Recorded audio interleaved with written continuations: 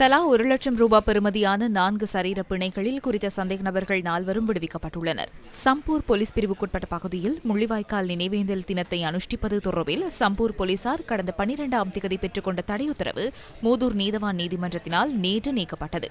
குறித்த தடையுத்தரவை மீறிய குற்றச்சாட்டில் கைது செய்யப்பட்ட 4வரையும் விடுவிக்குமாறு தாக்கல் செய்யப்பட்ட நகர்த்தல் பத்திரத்துக்கு அமைய சந்தேக நபர்கள் பிணையில் விடுவிக்கப்பட்டனர்.